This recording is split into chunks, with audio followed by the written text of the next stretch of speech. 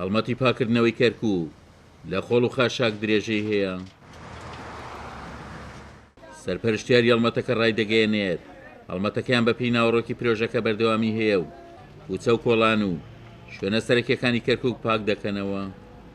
ئەم هەڵمەتە بۆ پاکردنەوەی ئەو هەموو خۆڵ و خاشاکی کە لە ناو شاری کەرکووک کۆ ببووە ئەنجامەدرێت. مبادرەیەکە لەلایەن یەکێتی نیشتیمانی کوردستانەوە بۆ شارەکە و دیارە ئەم جۆرە کارانە کاری حکوومەتەکانە بەڕاستی، بەڵام لەبەرەوەی کە خۆڵ و خاشاکی زۆر کوک بووە و کەس نەبوو خۆی لێدات و شارەوانی شارەکە بەداخەوە بودجەکان لێ بڕیوە یان کەمیان کردوتەوە، لەبەرەوە ئەوایە ئەم مبادرەیە هەبواە لەلایەن یەکێتی نیشتیمانی کوردستانەوە کە خۆی بە خاوەنی شارەکە ئەبینێ. ئەم هەڵمەتە خۆڵ و خاشاکێکی زۆری هەڵگرتووە، نزیکەی 10,000 تەن تا ئێستا هەڵگیراوەتەوە.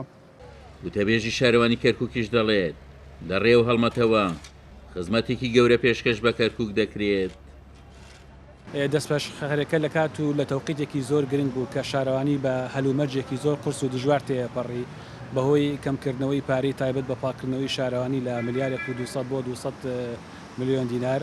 ئەم هەڵمەتە تا ئێستاکە لە بەشێکی زۆری کوچە و کۆڵانەکانی کەرکووک بەڕێوە چووە. تقریبا ئەمڕۆ نزیکەی 2 هەفتەیە هەڵمەتەکە دەستی پێ کردووە. تا ئێستا نزیکەی 10,000 تۆن زبڵ و خۆڵ و خاشاک لە تەواوی کەرتەکانی شارەوانی کەرکووک هەڵگیراوەتەوە. ئەوەی جێگای خۆشحاڵیە بەڕاستی دەواازەکانی شار لە دەواازەکانەوە کە هاتیتە ناو کەرکووک زبڵ و خۆڵ و خاشاک تەواوی ئەو شوێنانی تەنی بوو.